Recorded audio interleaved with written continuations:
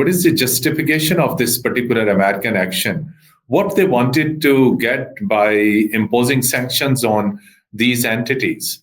There is unfortunately no rationale for such unthoughtful actions. It's absolutely yes, as far as the impact on Pakistan's strategic capability or missile defense program or missile program is concerned, I think there will be no impact on Pakistan's missile capability. Mistakenly, an Indian BrahMos missile was fired from India and it landed in Pakistan. But yet, India is a free country from these sanctions. India's command and control and India's safety and security record raises serious questions and concerns for the international community. And such country-specific measures taken by the US raises questions about the credibility of the norms, the principles, and non-proliferation objectives of the US. Is our missile ballistic program is still in the developing phase, or we have already achieved strategic objectives so that these sanctions may not affect Pakistan's strategic or this missile program? Pakistan has a policy, a long-standing policy of credible minimum deterrence, which means that the only objective for the Pakistani strategic capability is to maintain peace. What are the key important salient features of these two missile programs, Ababeel and Shaheen-III? These two missile systems are important for the credibility of deterrence in the region, particularly in the wake of rapid and significant development taking place in the Indian strategic posture, behavior, and capabilities. Pakistan wants to ensure that no form of Indian strategic or conventional capability can ever be used against Pakistan in any irresponsible act or aggression.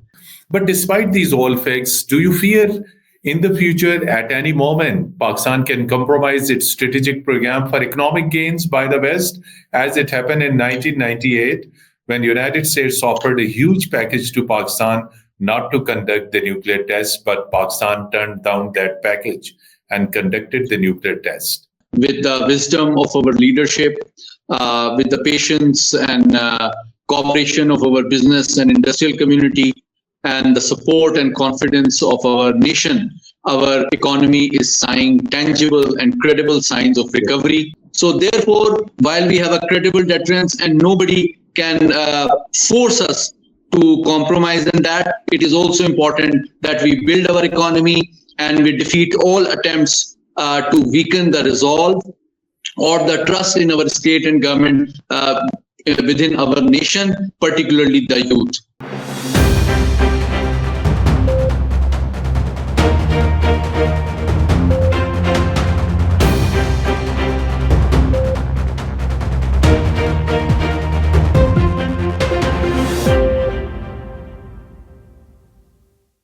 Bismillahirrahmanirrahim. Hello and welcome to Program Insight in V News English. Dear viewers, the biggest news in last 24 hours is the announcement of sanctions by the United States administration on 4 of Pakistani companies or organizations for facilitating Pakistan's ballistic missile program. These American sanctions are not new. In the past, there have been series of American sanctions not only against Pakistani companies, but also some of the foreign companies based in China on same allegation that these companies provided some of the spare parts, some of the equipment, and facilitated Pakistan's ballistic or missile program. Now, the question arises that after imposition of such sanctions on Pakistani companies, such restrictions, Pakistan's ballistic missile program, will this program will come under any type of effect? And what are basically American reservations on Pakistan's missile program and all other associated aspects? To discuss this all, today we are fortunate to have with us a senior strategic affairs analyst and expert, Dr. Syed Muhammad Ali Sahab. Dr. Syed Muhammad Ali Sahab, Assalamu Alaikum, and a very warm welcome to Program Insight in V News English. As you have heard this global story from the United States that Four of the Pakistani companies, entities, or organizations have come under American sanctions for facilitating Pakistan's ballistic missile program. So please share with us that what is the rationale, what is the justification of this particular American action? What they wanted to get by imposing sanctions on these entities? Amtin Saab, thank you so much for having me on your program and discussing a very important topic. I think since you asked about the rationale, I think there is unfortunately no rationale for such unthoughtful actions. It's absolutely yes, because indeed.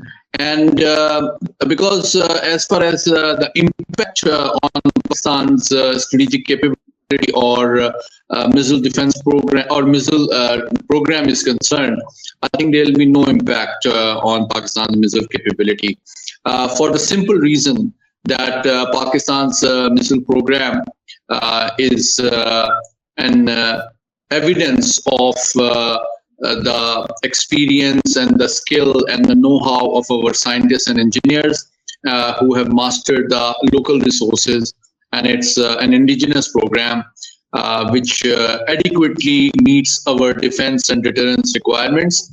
But it is also very unfortunate that Pakistan remains the most sanctioned US ally in the last 45 years. Despite several eras in which Pakistan was on the front line of the international order, whenever it changed, whether it was Cold War or whether it was the war on terror, Pakistan was the frontline ally of the US.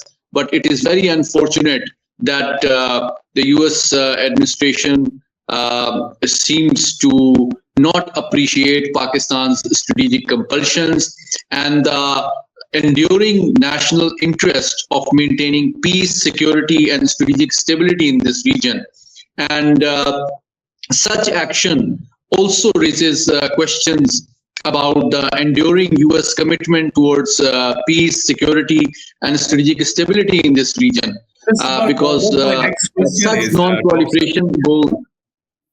Yes, my immediate connected to your discussion, a follow-up question is, while you talk about strategic balance and strategic stability in the region, on the other hand, we see that India is always skipped from such sanctions, despite the fact that it's there have been number of times there have been misadventures, there have been blunders by the Indian scientists, by the Indian strategic organization vis-a-vis their missile program.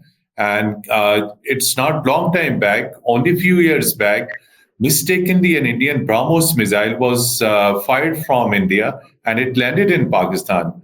But yet, India is a free country from these sanctions. Indeed, there are three aspects to your question. First, it is a reality that India's strategic behavior, India's command and control, and India's safety and security record raises serious questions and concerns for the international community.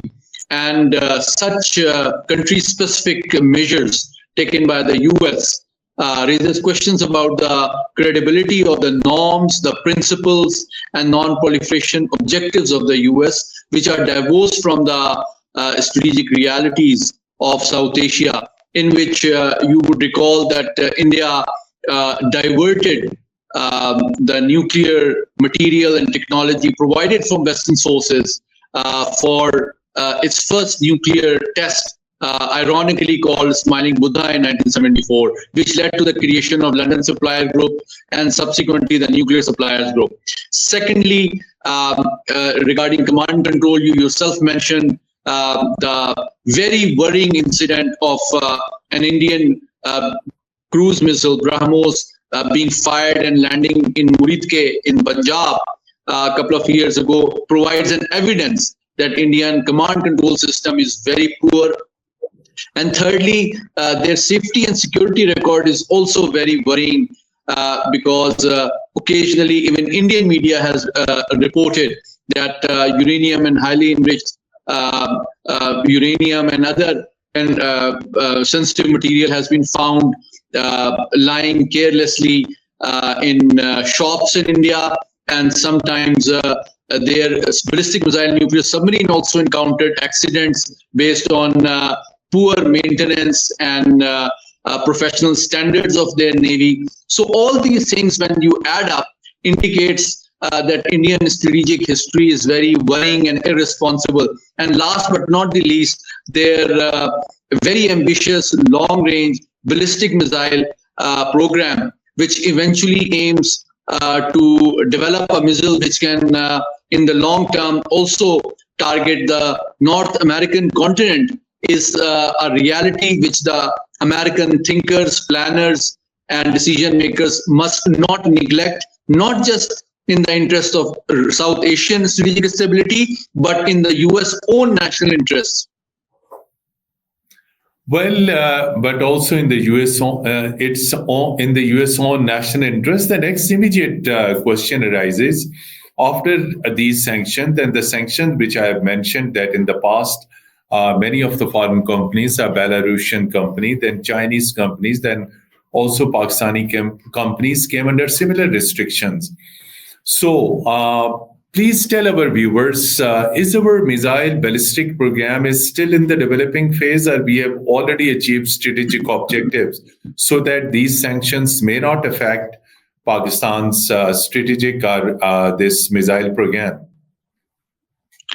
Mateen, you are well aware that Pakistan has a policy, a long-standing policy of credible minimum deterrence, which means that the only objective for the Pakistani strategic capabilities to maintain peace. Pakistan considers its strategic capability as a factor of stability in the region, which prevents any irresponsible aggression in any form or shape in any domain from India. And Pakistan does not have any ambitions like India beyond this region. Pakistan does not have an aggressive posture or designs or doctrine against anyone. However, Indian size of their nuclear arsenal, the size of their fissile material, the growing ranges of their ballistic missile, the number of delivery systems that they are developing indicates and proves that their strategic ambition is no longer restricted to South Asian hegemony, but aspires a global status in which eventually India might want to have a deterrence, not just against Pakistan and China, but eventually against the US itself. Well, two of Pakistan's ballistic or these strategic assets are Ababeel and Shaheen-III. These, during the production of Ababeel and Shaheen-III, these companies, of course, whatever was the required material, and they provided material in developing these two missile programs, as you have clearly mentioned in your comment and analysis, that there is no threat to the global peace. There is no such thing that Pakistan may export these things to any third country or to anywhere in the world. So our viewers would like to know that what are the key important salient features of these two missile programs, Ababeel and Shaheen-III. Basically, the spare parts which were provided by the companies, those companies came under these sanctions. What's the significance of these two missiles? Okay, there are two aspects. First is that it is a reality that these two delivery systems are very important part of Pakistan's delivery systems and Pakistan's strategic program. However, it must be emphasized and clarified that these technologies are a reflection and evidence of the mastery of missile technology by Pakistani own scientists and engineers, based on the development and use of our own technology and resources. So such sanctions do not affect Pakistan's missile program at all. However, these two missile systems are important for the credibility of deterrence in the region, particularly in the wake of rapid and significant development taking place in the Indian strategic posture, behavior, and capabilities. Indian recent posture review and changes have made its deployments alert level far more aggressive.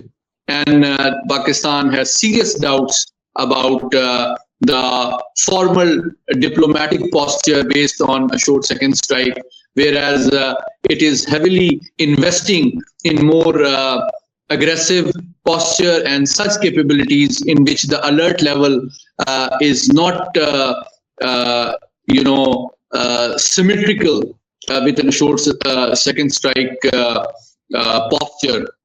Therefore, Pakistan has serious doubts about the credibility of the diplomatic posture of India regarding its capability. Secondly, Pakistan wants to ensure that no form of Indian strategic or conventional capability can ever be used against Pakistan in any irresponsible act or aggression. And in order to maintain Pakistan's credible deterrence and maintain peace in this region, it is important for Pakistan to bring qualitative improvements in its capability, only to ensure that our deterrence posture remains credible.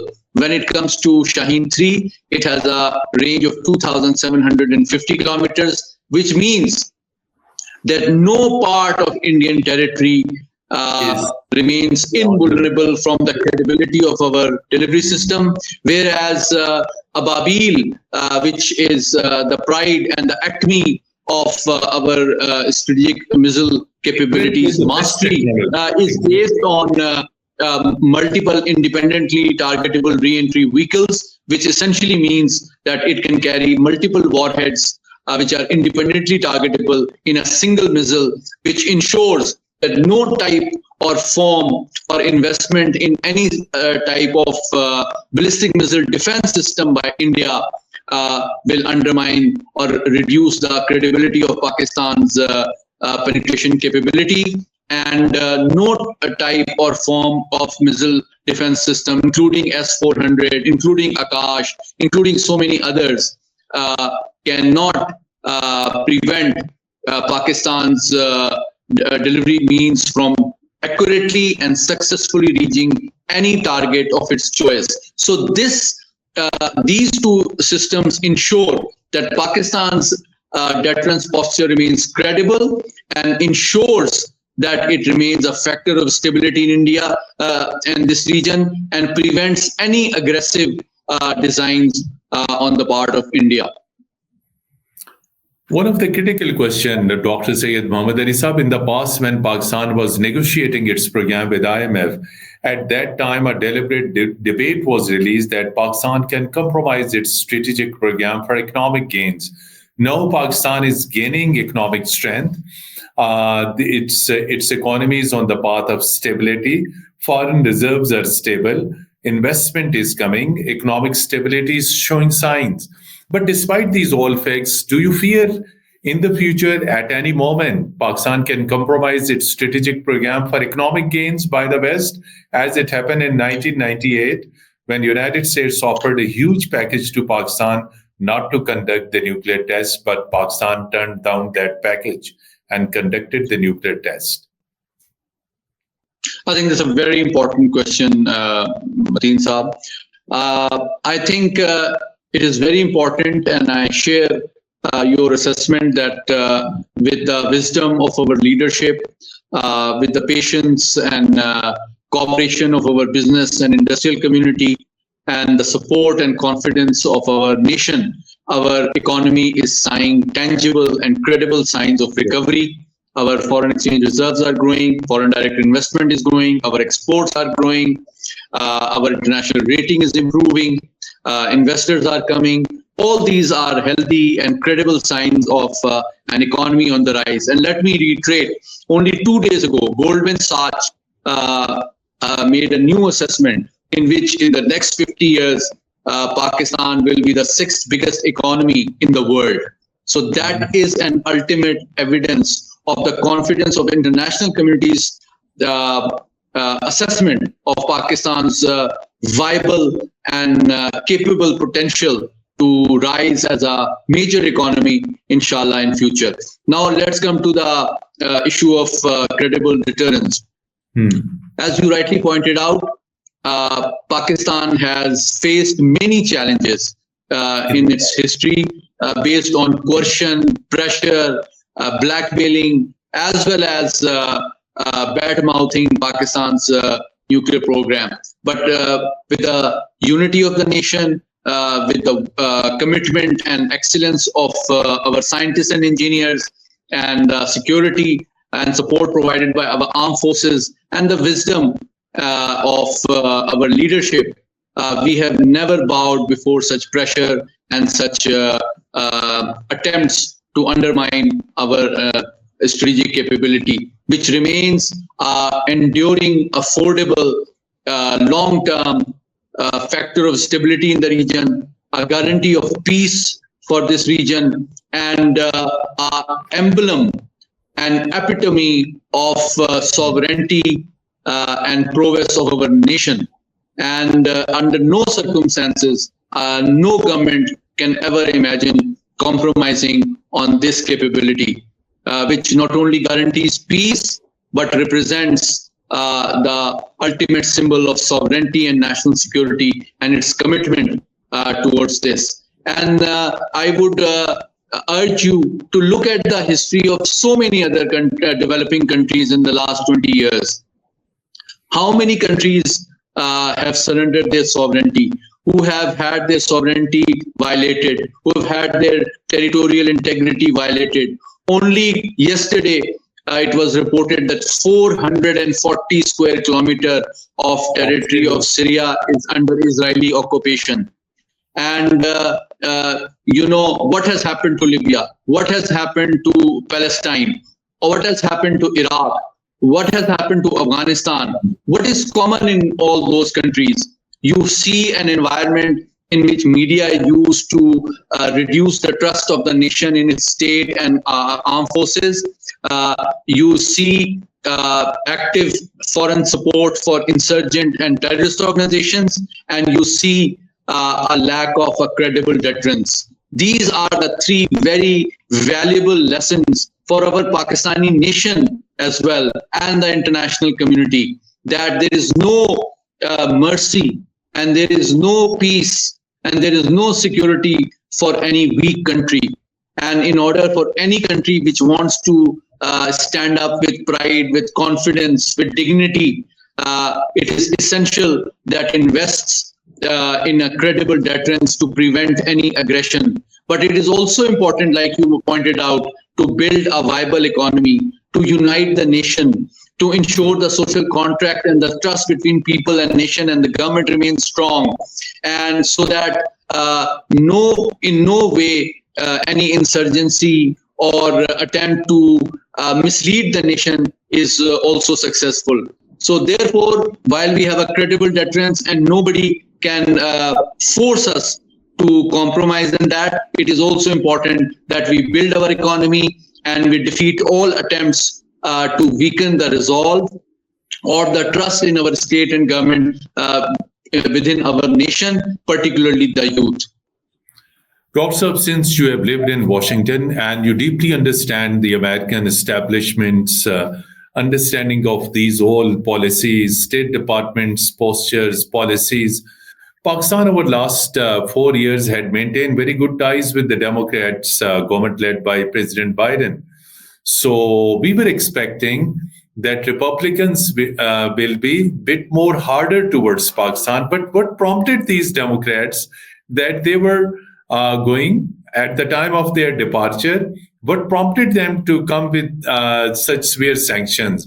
And although the Republicans were all ready to take their office, I mean, President-elect Donald Trump is expected to take his office next month. But at the time of departure, what prompted Democrats to come to these harsh sanctions?